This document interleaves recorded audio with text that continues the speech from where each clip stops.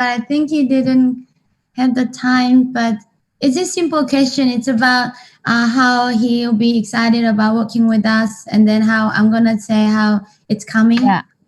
Coin cash being used in the real world, in the old restaurants.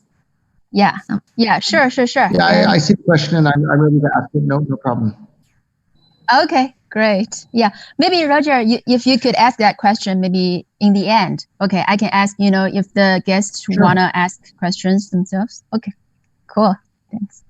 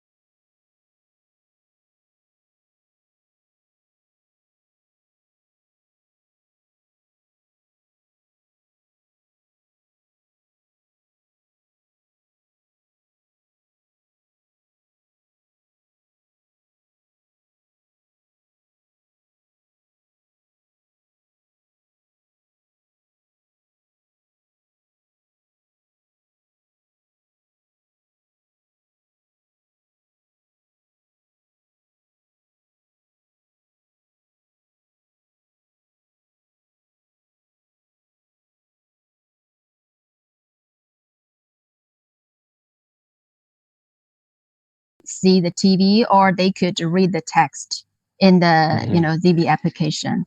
Yeah. So yeah, the previous forum we have like on average like 100K audience. Nice. And we would assume, yeah, that this one would, definitely still, we have a bigger number of audience. And then afterward, we will have other, kind of news release and express news and articles coming up also. Yeah. Great. Can you please share the link for the translation to the? Maybe do you mind do it later? So maybe afterwards, I can ask the team to show you, because when you do like 2 apps running, it may get you It's okay. offline. I just want to send to my team for them also to participate, maybe in activity, just okay. comment or something like that. Okay. Yeah. I ask them to maybe send you a link or WeChat. Or just send to the group and add cookie or something. Oh, okay. Yeah.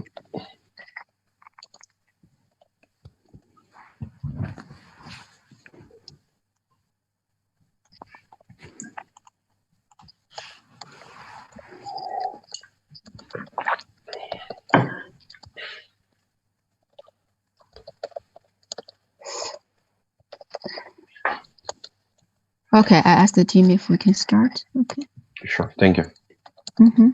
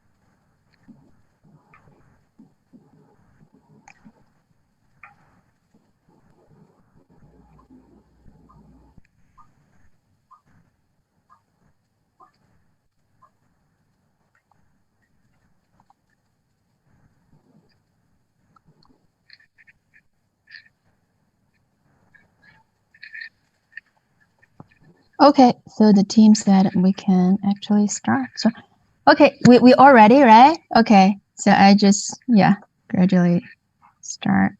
Okay.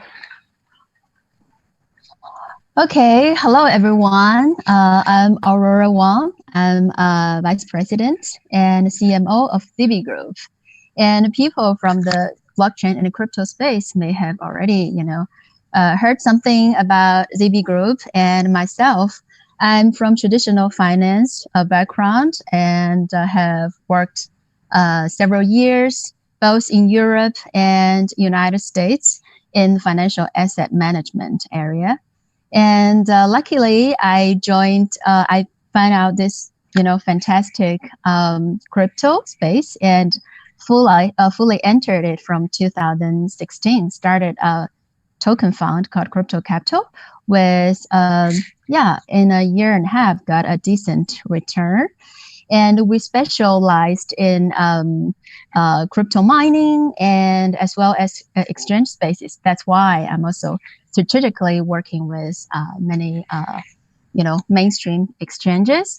So today, is the last day of the first half of 2020, which is a very unique year. I mean, we witnessed so many black swans already. But still, today, this year, actually, we're celebrating the 7th anniversary of ZAPP exchange. And today, I'm very happy. We're really honored to have all the guests with us. And we are very happy to have Bitcoin.com CEO Roger Ver joining us. Roger Ver is very well recognized in the space and has been here for a long time. And we are also very happy to have Jose Macedo, the founding partner of 01 Capital and head of advisory of Amazix. And also a very beautiful lady, Grace Wang, the co-founder and CMO of LiveandPay. And also Vadim, the Cointelegraph Chinese version, the CEO and co-founder. Yeah. And later we may have Yakov joining us. He's the founder of HashCIB. But while waiting for him, let's get it started. So I think although you're all kind of famous in the space, but why don't I give you still several minutes to do a self-introduction to the Chinese crypto community? Yeah, Roger Ver. Roger, could you please start? Although you're well recognized, but it doesn't hurt to spend a little more time with the community to introduce yourself. Sure. So my name is Roger Ver. I was the very first person in the entire world to start investing in this ecosystem. I basically funded the entire first generation of cryptocurrency businesses. I've been involved almost 10 years full-time now. And I'm always amazed by just how big and just how passionate the Chinese community is. In fact, the Chinese market is our biggest trading block over at local.bitcoin.com, even though the site is primarily in English. So it's just amazing how many smart, passionate, active people there are in the Chinese community. Yeah. Chinese communities are actually really, they really love you. And I saw that Bitcoin.com, you also have like WeChat and Alipay version for the Chinese community to buy. And even if the language is English, yeah, they're still, crazy about it. Okay, so Jose, are you online? Could you do a little introduction, of yourself and maybe the institution? Yeah, absolutely. Thanks very much for having me. My background is as a professional poker player. Actually, I was one of the best in the world at a specific style of poker. An entrepreneur. I entered the crypto space, started the advisory department at Amazix. We worked with about 150 projects that cumulatively raised over 1.3 billion. We then spun off that department to 01 Capital, which is a FCA regulated company based out of London with a strong base in investment banking. We do sort of fundraising, M&A, token economics, and we recently advised on the Steemit transaction, among others. So very active in sort of M&A in the space. And we also have a proprietary capital fund on the side to invest in select opportunities. And yeah, very happy to be here and share my experience with these great panelists. Thank you. Yeah, cool experiences. Okay, Grace, our beautiful Grace. Okay, LiveandPay. So for people LiveandPay is Australia's kind of Yelp plus Alipay for people who are not familiar with it yet. So Grace, could you introduce yourself and the institution? Hi, thank you so much, Aurora, for having me here. Yes, my name is Grace, and my background used to be a lawyer, and I didn't really like what I was doing. It's quite boring selling your hours for like a slave for someone else. So 5 years ago, I wanted to change the world. And because my mom told me that is my mission, she didn't accept anything else lower than that. So my brother and I were both lawyers, and we had to jump into this thing called tech startup. And we didn't actually know where to do what. But what we knew that is one thing is that we needed to get rid of poverty, and I didn't want to have any country that have hungry people dying every day. So when you keep thinking about how to make sure that no more hungry people, no more poverty, I realized that I need to play in the top-down game and not like just building a restaurant business or something like that. So I think about having food as a currency. And luckily, blockchain, wonderful blockchain stuff happening in the crypto world. I got to read about Roger, how he's been investing into all Bitcoin and things like that. And then there's a WeChat Pay happening in China. And then Uber was coming. So my brain was all bubbling. And then I created this world called Liven World. And then what I wanted to do is not just create a currency, so-called food currency that actually is in the air, but actually being used by real people. So we start signing up restaurants. And today we are the fastest growing payment and reward company in Australia. We have 700,000 people using it every day to pay for their meal, to order ahead from the restaurants. Because of the pandemic, it actually worked perfectly. People now can't really get into the restaurant, so they order it and they get rewarded in LVN. LVN is our own cryptocurrency, which what I call food currency, basically tokenizing food, so people exchange their value through food. So what we also have created is this building a real behavioral gamification for real world. So we use real-time and data-driven consumer insight to really encourage reward spending in real-world venues. So give a lot of revenue, bring a lot of revenue to restaurant owners. So restaurant owners are very happy. But then we also give to our consumers challenges or quests, like things like, all the things that you do in game world, and we apply that concept. So for example, in my case, I love cocoa bubble tea. I love panda hopper and nene chicken. And, I have to have a streak that if I don't go at least once a week, my LVN reward goes down. So I always keep going to these restaurants. So much so that our adoption went so well. We won Richard Branson's award, Extreme Tech Challenge in payment category, as well as blockchain. We have an investment from the biggest, world's largest consumer brand, Coca-Cola, and then also Apple Pay. Apple actually featured us as the Apple app of the day in whole of Australia. So we've got a lot of things happening. And what's interesting is that this pandemic, the virus thing, we thought initially that, wow, because we're dealing with the real world, and then we are all about moving the mass in the traffic in the real world. And then when everyone can't go out, we thought, what do we do next? But it's so interesting. Now everyone's using Liven to connect with the restaurant way more in an all creative way. And then now shopping mall is wanting us to implement our technology. We just got a bank is using our technology, and grocery shopping mall also using our technology. All the restaurant wants it too. So we're growing too fast at the moment. So exciting time ahead. Got excited. Okay. Yeah. Every time I see Grace, yeah, she's very, energetic and very happy and showing really a lot of progresses of Liven Pay. Yeah. I'm also very, happy to share this sharing, attitude. Okay. Thank you, Grace, for the introduction. And Vadim, could you please give the audience an intro of yourself? Sure. Thank you, Aurora. Hi, everyone. Hi, all the guests here. And so just a couple of words about myself. I lived in China since 2010, so I can speak Chinese and I can fully enjoy Chinese history and Chinese culture. Mm-hmm. Then I started several companies in China for actually doing some logistics and importing all the European foods, some beer, alcohol. So we've been doing pretty great. And in 2016, I was, decided to exit my business with some sufficient outcome and decided to find a new field.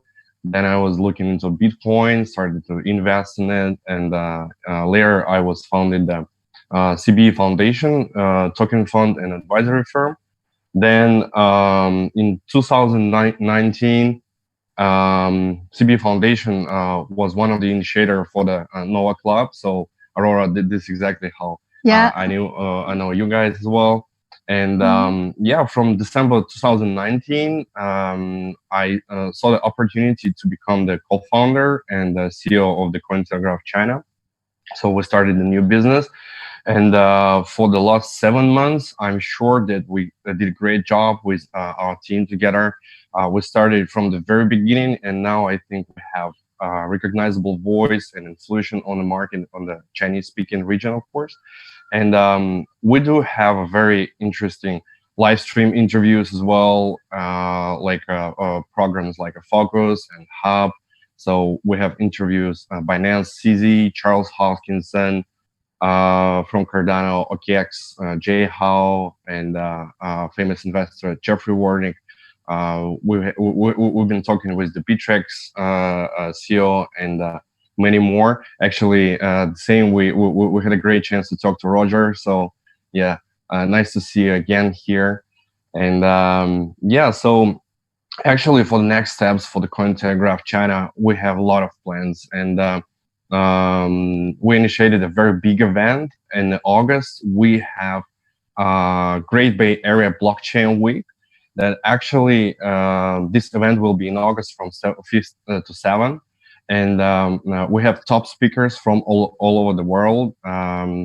Yeah, using this opportunity, I also want to invite all you guys to join us and take participation there. The thing is that we do something absolutely new for the industry. We do have smart combination of the online and offline event. Of course, during the pandemic, we have to be creative. We have to think, how to deliver the things to people. And the thing is that online will be streamed to offline. And at the same time, we're gonna have 2 simultaneous channels: one to the YouTube channel of the Cointelegraph, another one to several live stream platforms in China, with usual coverage more than like 200,000 people. So we have more things coming, and won't tell you everything right now. Keep following us. Stay tuned. Thank you so much. Thank you, Vadim. Yeah, thank you everyone for the intro. So today our forum's topic is blockchain hotspots in the second half of 2020. So I think this year is a little bit, it's unusual, right? And also for digital currencies and blockchain projects, this year is also destined to be an unusual year, with Bitcoin and several other mainstream coins halved, and DeFi growing. So different hotspots seem to coming up. So the first question I'd like to ask Roger. So Roger, you're one of the people who have the longest experience, working in both the blockchain and crypto space. So what recent developments have made you the most excited? Yeah, so a lot of people I think don't know about it, but there's a really cool company in Slovenia called Go Crypto. And basically they've allowed it so people can pay with cryptocurrency at pretty much every major merchant in Slovenia. It's really incredible what they've done there. They're now busy rolling out to the rest of Europe, and from the rest of Europe, I think they'll roll out to the rest of the world. So, everybody talks about cryptocurrencies, but I think a lot of people lose sight of the fact that cryptocurrency means you're supposed to be able to use it as a currency to buy and sell things and engage in commerce. So I'm really excited seeing more and more of that start to take place around the world.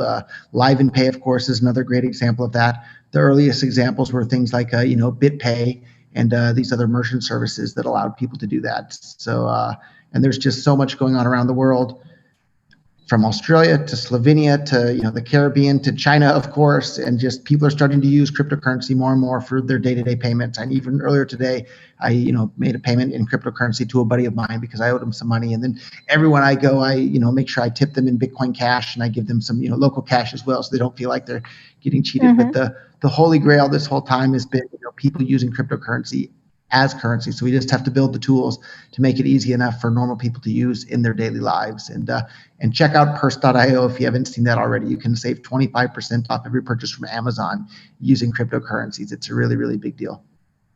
Yeah, definitely. That excites us a lot. We gradually see and more tools and projects coming up, and to have the cryptocurrency to more and more just happening in our daily lives. Yeah, that's definitely exciting. And I think, because Roger mentioned also, Live and Pay. So Grace, could you share something with the audience? What's the uniqueness of Liven, of LVN, and how are you different from other, crypto projects? Hey, thank you, Aurora, for that question. I've got a lot to say about that. First of all, like, as we all know, how many existing companies, not new ones, but like, from the beginning, actually working towards traction, like what Roger just mentioned, that, cryptocurrency cannot be just a currency in the exchange and being exchanged. It really needs to be used in the real world as like a currency. Exactly. But there's not many companies that actually show real world traction. And if you look at the ICOs in 2017 and all that, most of 95% of them are all dead today.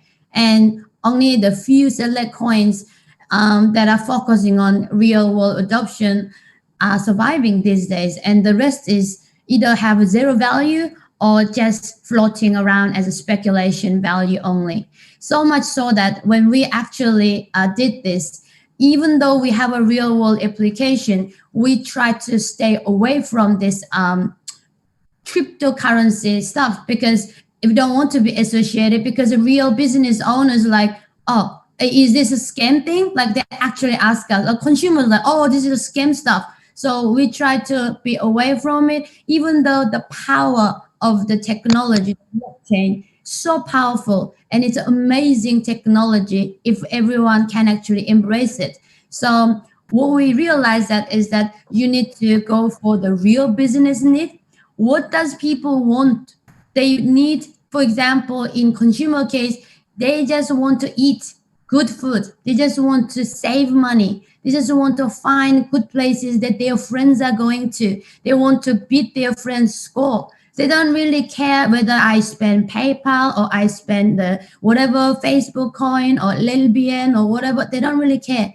In restaurants case too, if I speak to millions of, all the restaurant owners, they're like, Grace, I think your thing is amazing, but what I like about you is just because you bring me revenue and customers. I don't really care which currency you're using, however you do it. Whatever Alipay and Apple Pay you do, I don't care. You do all that, just bring me customers. So we have investors that are attracted to this kind of philosophy. And to be honest, from crypto world, Roger is really the only respected person I personally respect so much from crypto world, because he's not only the first person to invest in this amazing technology, but he is the only person who actually carry on the real Satoshi vision that the currency has to be being used in real world. It's not about joking off in the exchange world. So since then, 2 years ago, I've been working heavily with Roger, but all our other investors are real world venture capitalists who really care about one metric. Did the customer actually go to restaurant? Did they spend money? And if they spend money, how much? Are you growing? So we really have to focus on the real world metrics to show that, not just about how much LVN was sold, and then how much the Telegram, whatever the people are messaging with each other. Like we don't have time to care about those. So this business first and then crypto second approach has been given us a lot of opportunity in real world. So that's why I was saying even bank is now using us, rolling it out to all their bank clients. And then Apple, Apple hates crypto because they don't want to be again associated with like anything to do with a scam kind of thing. But not only they actually featured us, they actually work with us to promote us. That is like a huge game change in this crypto world, to be able to prove that if you focus on real business need, then the real mass businesses and consumers will follow. And another important thing that I think is unique about Australia is that we are also living in a first world country and very uniquely positioned in between Asia region, and also very familiar with the UK and US, all this what we call first world countries. And in Australia, because the basic needs is all met, everyone actually don't care about free food. It's actually fascinating to see if you go to the restaurant and then you tell them they're about to pay the money, but we said, just if you use this app, your meal gonna be free. You know, they don't care about it. They don't download it because of free food. This is like insane. If you go to like Singapore or Asia, you tell them you're about to pay for this $10. We'll give you free food. Just download. They would all do it. But here they're like, no, thanks. It's okay. We're fine. This kind of people. So you really need to provide them not just extrinsic reward, but really the intrinsic reward. Why should I use it? So the utility side is very important. So we've been working on, that's why we introduced gamification and also utility side of paying together with a friend, easy to pay, easy to split bill, because Western people love splitting every bill they like. So like all that kind of stuff has to be created for them to love, and they say, oh, and then I get rewarded. This is a fantastic. And then they start talking to their friends. So what I meant by that is our app is so popular in this country. So we are so confident that when we do get to go to international expansion, because we already work with us like similar demographic with the US and all the UK people, it's very easy to expand.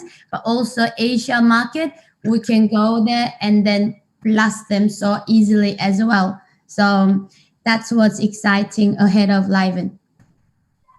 Very exciting. Yeah, truly exciting. I didn't know about that. Yeah, Australia is like, okay, even if like free meal, no, we don't download. Wow. Okay. Yeah, that's a little bit more challenging to promote your app, but yeah, it's like, which means LVN actually, the Live and Pay meets the intrinsic needs of the people, of the consumers. Yeah, great. All right. Okay. So I'd like to right now ask Jose. So Jose, you come from, like advisory, background, from Amazix. And then you also right now founded 01 Capital.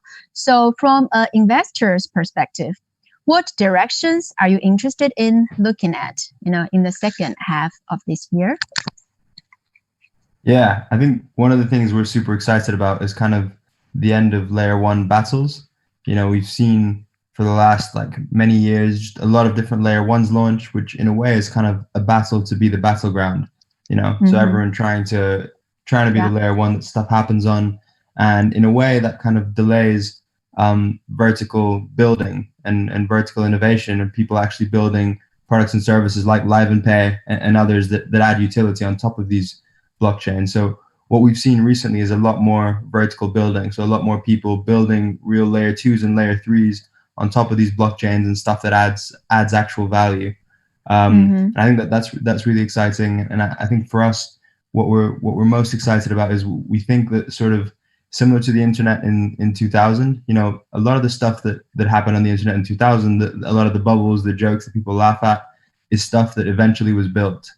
And it's all a question of kind of timing and when things happen. So we're kind of trying to look at this and figure out what are the pieces that need to happen first. So I think for a lot of stuff, there's some infrastructure needed. I think Web3 is a really cool idea, and I think it's more and more relevant with sort of the exacerbation of inequality and stuff that we're seeing in the world because of QE and because of coronavirus. But it sort of relies on scalability at layer one, which is something that we don't have yet, which is why we're very interested in the DeFi space and in the gaming space, because we see it as kind of areas that aren't as reliant on scalability, and at the same time aren't reliant on sort of real world data sources or third party data sources. So I mean, in the DeFi space, we're really excited about automated market makers. I think it's a really cool space. It's like a core sort of infrastructure that's needed for the space as a decentralized exchange. You know, it's something that we don't really have yet. Kind of Uniswap paved the way here, and now we have a lot of exciting competition there.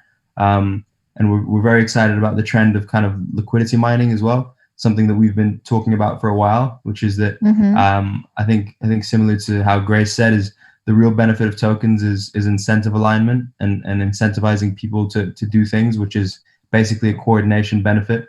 And I think what we're seeing with some of these networks is them be able to use, so for instance, synthetics or more recently Compound, able to bootstrap huge amounts of liquidity, which is adoption, using these token economic incentives.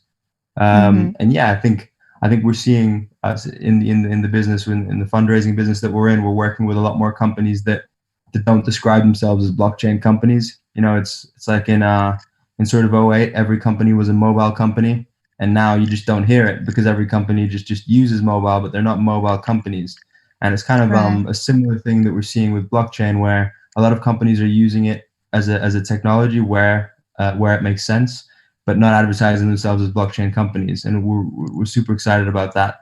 We're working with a company called World Mobile Chain, which is kind of bringing connectivity to the unconnected in Africa, using a mix of new technologies, and then kind of using blockchain to deliver currency at the base layer there, and identity and all sorts of things, which then make the rest of their product suite really exciting because of what they can build on top with it.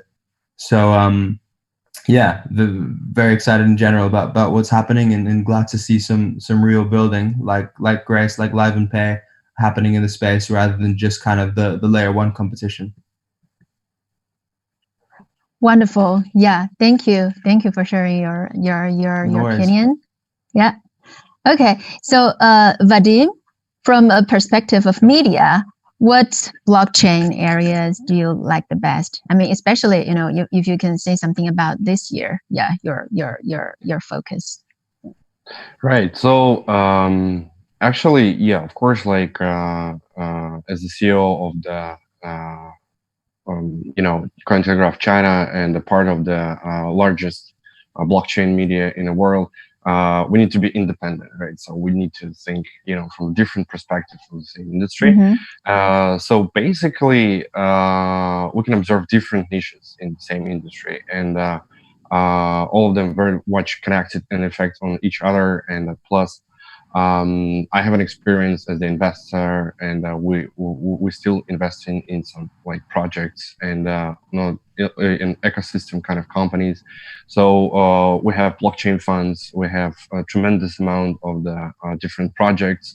We have different scale miners, from small miners to the huge mining farms, professional traders, and of course medias, right? So plus. Of course, I think in the center of everything, just back to your question, I think the exchange, of course, just in the center of the whole industry, because as exchange, you know, you can list the tokens, you can provide a good opportunity for financing the projects on the early stage, and projects they can obtain funds to use it for development of the project. Plus,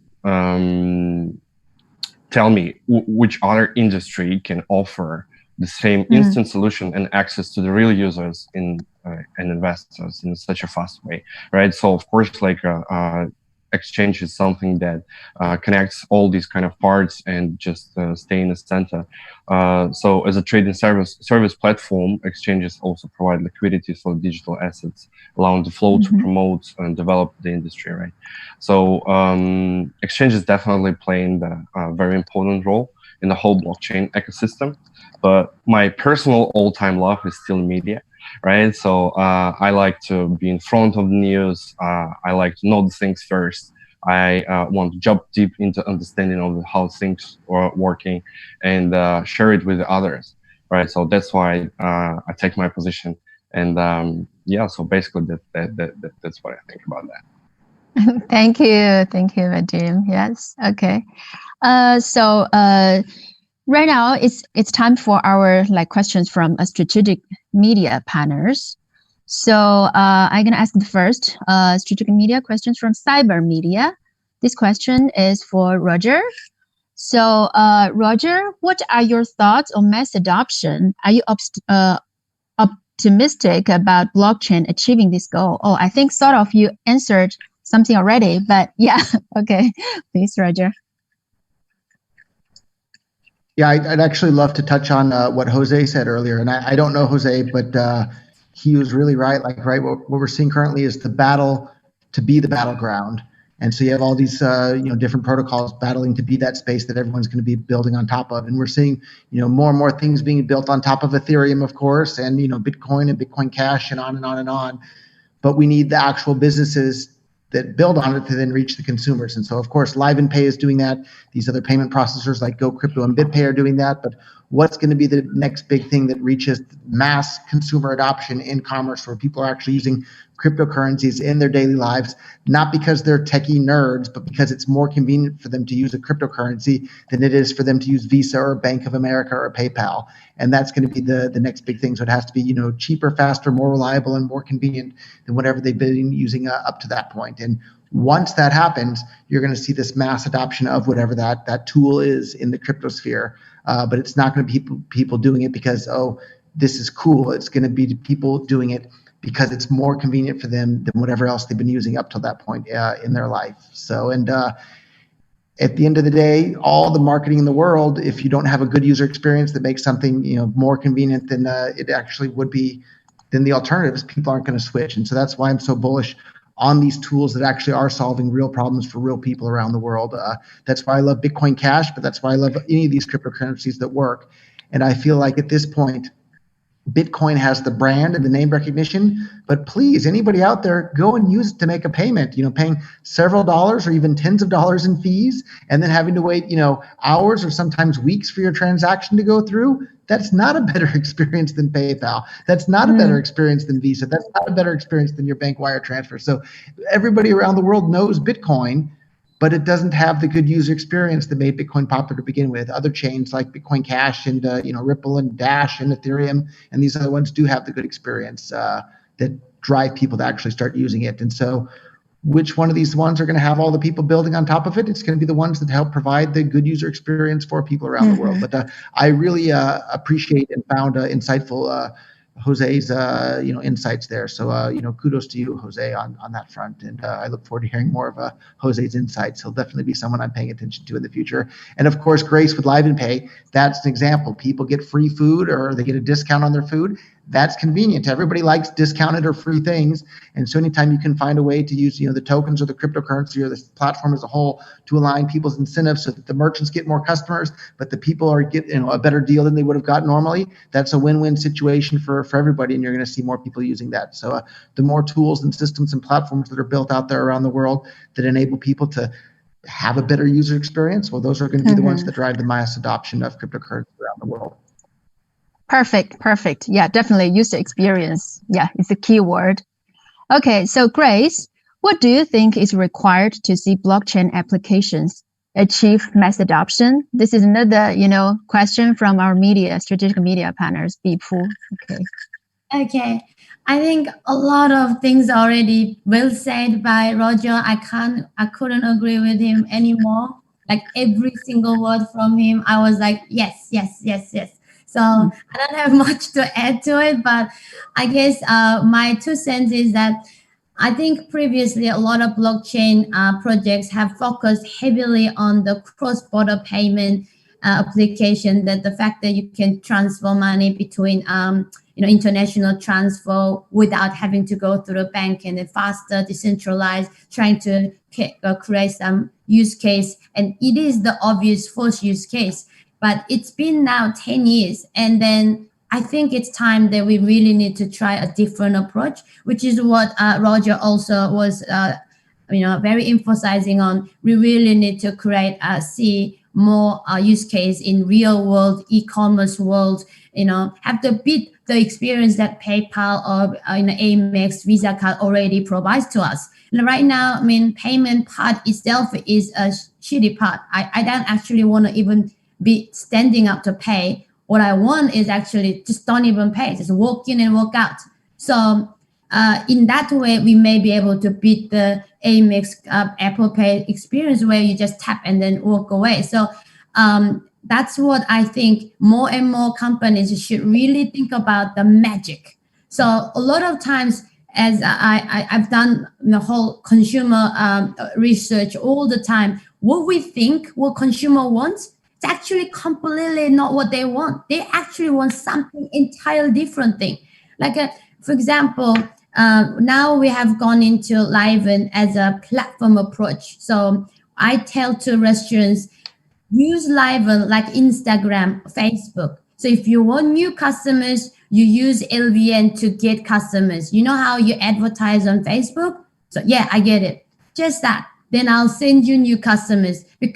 But if you have already existing users, let them use your own currency, and here is how you do it. And if you use Liven from discovery to ordering to pay, right now pandemic meant that everyone wants to just use contactless payment. They don't want to touch or they even go close to the people who are processing. So a lot of customers now asking like, what, like you don't accept contactless payment? I don't want to go to you, so accept Liven. So our users are telling the restaurant owners to do it, and they look at it and what is it? And I tell them, it's a platform.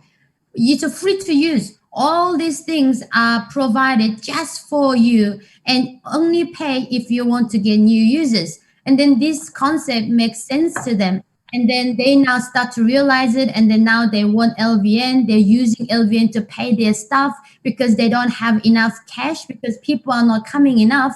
So they are now using LVN to pay their staff. The government is not giving enough money. So we see the utility side of it already happening within their ecosystem even. And from consumer point of view, like me, iPhone, for example, the only reason I ever upgrade iPhone is because it takes better camera.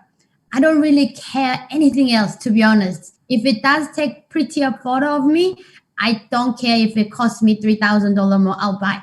So sometimes the magic is somewhere else. So what I meant by that is after we rolled out this restaurant-specific coin, and we told restaurants to start selling it to your customers, and we did an experiment where they sell with just the thank you message of texting, and then some people, we let them create a really nice video, and then we put it all in the customized version on our app, and then each time people buy, they get this thank you message with the video saying how much they're thankful for supporting all that. We saw 98% increase in people buying it again after they saw the video compared to text. They're saying, thank you so much. So that's kind of magic is what people want. We didn't know that, wow, people actually really wanted to connect with the owner behind what the restaurant is. So I think a lot of companies really need to understand this consumer user experience first.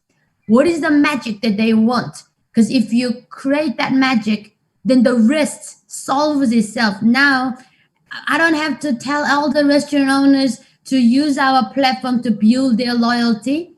They are the one wanting to do it because they saw the benefit elsewhere. But when I tell them, create your currency, it's gonna help you, whatever, then they don't understand at all and they got like lost. And then they're like, sorry, Grace, but I got customer to look after. But now they want it. And then they don't even know that they're actually building their own currency and using our platform. And so that's, I think, what really every other business should be focusing on. Because after that, I think if everyone is using it in their daily life, then the whole the purpose that we want to do, everyday people, use it, cross-border revolution, how to transfer, all of this will be solving by itself. So yeah, user-focused approach, and then experience, and then not too much tech first, and then tell these users to follow this, how to use the technology, because they don't care actually. Right. Okay. Thanks, Grace. All right. Okay. Third strategic media questions is to Jose. And Jose, what's your view on DeFi? And DeFi is frequently hacked. Can traders afford the risk anymore? Yeah, Jose, could you? Yep. Yeah, absolutely. I mean, I think DeFi obviously has its risks, but so does CeFi. You know, with CeFi you face custody risk, and a lot of the times, companies that you're giving your money to for custody are using them to grow their business, right? Or using your balances to grow their business, and it's something we've seen time and time again, where you think you're depositing with a company, but you're actually investing in them without getting any equity, which isn't ideal. Obviously, DeFi is very nascent, and like any nascent technology, it has its risks. I don't advise anyone to be using these things, putting significant amounts of their savings on these things, because there's a lot of smart contract risk. We still don't have best practices for building smart contracts. We don't have best practices for auditing. I'm pretty optimistic that will improve over time. I'm also quite optimistic about insurance products in DeFi. I think that's quite important to start using this stuff without worrying. We've seen some of that from Nexus Mutual. We've seen some of that from others. But I mean, I think, you know, kind of the hacks and the bugs and the early issues are a natural course of the evolution of any technology. And to an extent, they mean that it's actually getting adoption and being used. Now, of course, they're unfortunate, but I don't really see a way to avoid that, because it's the only way that we're going to learn and improve the practices going forward. So, I mean, don't put a lot of your life savings or whatever on DeFi, but certainly start experimenting, and I'm pretty optimistic about a lot of this stuff being solvable. Yeah, I agree. Okay. All right. Okay. So the fourth strategic media question is for Vadim. And we all know that Filecoin is one of the hottest projects this year. So what changes do you think Filecoin will bring to the blockchain industry and the entire internet industry? Right. So good question, and definitely I think that Juan Bennett, back to the days when he invited the project, he also using the patterns, and he was thought about the real use case of the blockchain, how to utilize it, how to build a huge ecosystem, and how to solve the real problems. So actually what we see here, that internet is built on the HTTP protocol, and it's centralized, inefficient, and very costly. And centralized had limits the growth of the network, for sure. With the maturity of the new generations of the network, like 5G, the large-scale applications will enter the new era of the explosion, right? And the sharp increase of the storage demand. So traditional limit centralized storage, I think, can no longer meet the needs of the 5G and new demands, right? So Filecoin can be a solution. I don't think that Filecoin is the only project actually who's been on that area. That I personally know more projects who are also working on the similar kind of things, and they want to be this kind of decentralized internet. So it will open a gate and lead the development to the web. Let's say 3.0, right? So to the new generation, to the new step of development. So for the blockchain industry, I think the Filecoin is necessary, because we can see a lot of the blockchains are currently experiencing the bottlenecks in storage capacity. For public blockchains, how to store large amounts of data on chains is also one of the urgent problems they need to solve. While let's say Filecoin is the leading project in that area, they can solve it, right? So it's definitely more secure, faster to both upload, download, lower data storage costs. Yeah, so I think that it's very important to have this kind of a real use cases that everyone can use. And I like to think that Grace just told that, users of your project, they don't think about what they exactly use, how the technology works. They simply use and they enjoy the results of that, right? So this is the same thing that we should observe for the Filecoin and similar projects that come to the area. Yeah. Okay, thank you, Vadim. Okay, perfect. We finished the questions of strategic partners. And right now, I don't know if our guests, you guys have questions to ask for each other. We have maximum 2 questions. I'd love to ask a question for Grace here. So Live and Pay is clearly one of these tools that's using blockchain technology to drive real world use cases where people are actually wanting to use it, not because of the blockchain technology, but because it's actually useful to them in their daily lives. So I'd love to hear where Grace thinks she's going to go in the future with that platform in relation to making cryptocurrencies usable for people in their day. Yeah, so absolutely. So as I mentioned, we have been really focusing on business first to drive the real adoption first, because mass adoption actually meant that adopted by the mass. So really, we had to do that. But now we got to that momentum where we do have mass. So now it's time that I feel I'm so excited that I can bring all these other project cryptocurrencies and funnel into the last mile network, which is food. So the reason I always love to stay in food space, and then also we will not change and we will continuously stay in the food space, is when you're looking at the money, we're looking at value chain, value exchange, and some things like gold, oil, diamond has always been the backed asset for the currency, but food has never been able to, even though it's the only thing ever everyone on the entire planet needs right every day. So I do not want to, I don't think anyone of us don't eat at least 3 times a day. And then doesn't matter if you're rich, doesn't matter if you're poor, you always need it every day. And it's also perishable, but it's also localized. Each country have a different kind of food. So it's backed by their own economic.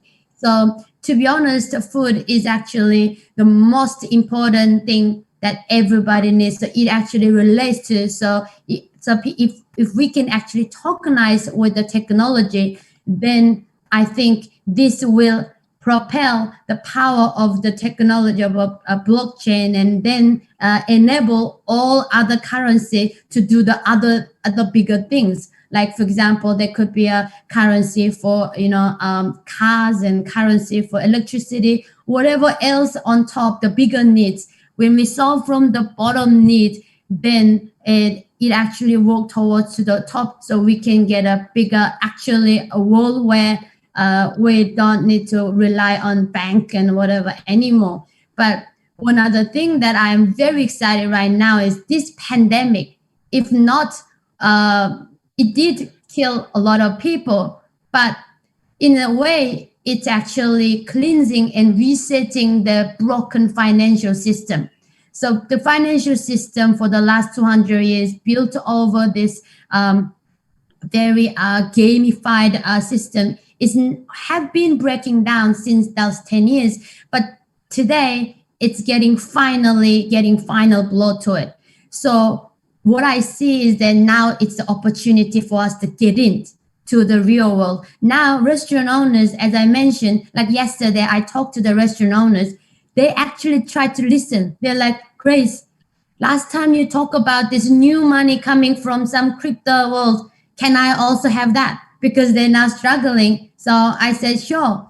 There's like $300 billion currency that are trapped, but they can actually come into this world and start, pumping this economy. And then the restaurants, wow, I would love that. Can you actually work whatever? I don't want to know whatever it is, whether it's a Bitcoin or Tron or whatever. But if you can enable that, so can you, the restaurant can accept the way they accept LVN, and then consumers can use it like the way they use LVN, then this is crazy good opportunity. So already now I'm working with like Bitcoin Cash, because this is I think the number one currency that consumer will adopt first because it's a Bitcoin. Like as Roger mentioned, everyone knows about Bitcoin, but then when it's a Bitcoin Cash, then I think they will love it even more. So we have our team that working on to roll it out to all the restaurants, and then basically as simple as that, restaurant people can use Bitcoin Cash to buy food, send it to friends. If I buy cocoa tea, bubble tea with it, I can like virtually send it to Aurora as well, or Roger. And Roger probably have to come to Australia to get the bubble tea anyway. But when the pandemic is over and then the travel restriction is lifted, hopefully, I look forward to the day we have bubble tea and also Roger's favorite Korean barbecue, because I think we have a better barbecue here than Japan, but you have to. The future to, I think, the blockchain world, cryptocurrency is so bright because of the, as I said, the real world financial system is breaking down. And all these big chains, franchises, even banks, when they were going really fast and they were having no problem, they weren't listening. Even though we were screaming to them that there's actually cool solution here, there's actually way better than that, faster, cheaper, no free, whatever. But they weren't listening. They're like, whatever. And then they were really doing the stupid way. But now they're roadblock, and then they're like, one day they're like, oh, what do I do? Well, don't wait for the recovery, because it's not going to be recovered the way you are waiting for. World is changing. So if you don't follow, then you miss out. So I tell them, it's not always the strongest that is winning. It's not the smartest person winning. It's the people who know how to adapt to change. So I tell them, you are the strongest in this game, but you're going to be the last if you don't adapt to the change. So follow others, because I have everyone else on my platform now following. And then they're like, is that why people not coming to me anymore? And that restaurant is so popular. Exactly, because they already use this. And then, yeah, so this is a really good opportunity. So I'm very excited to get every currency funnel into the basic needs of our human being, which is food, and then embrace this new world that we want to create and make the life of us much better and convenient. Thank you. So I look forward to the bubble tea and the Korean barbecue, right? Yeah. Okay. So any other guests? Sorry, what did you say, Grace? Yeah, it's a little bit disconnected. Yeah. Okay. So we have another question left. If anybody wants to ask, each other, it's fine. Otherwise, we can wrapping up. So we are perfectly, ahead of time. Yeah. I'd love to ask a question if that's all right. Mm-hmm. Yeah, please, Jose. Yeah, I guess for Roger, I'm really curious as to how you see layer one. It's been sort of described differently by a lot of people. Some people see it as, and approach it as a technology play. Other people approach it more as an ecosystem or sort of a network effect play. I guess I'm curious, like, who do you see as the customer for a layer one? Is it the actual end user, or is it the people building on top of it? And what do you see as the most important things to I guess gain adoption for a layer one, and then as a separate question, gain value for the currency of the layer one? Cheers. Yeah, I think you're asking all the exact right questions, and if I had all the exact right answers, I'd be a really, really good investor. But I think it's a chicken and egg issue, right? So which one becomes the layer one that everybody uses? Well, the one that becomes the layer one that everybody uses is the one that has the apps on it that everybody wants to use. So I guess we need the app developers out there to go and build the killer apps that people want to use. and then they'll just by default wind up using the blockchain that killer app was built on top of.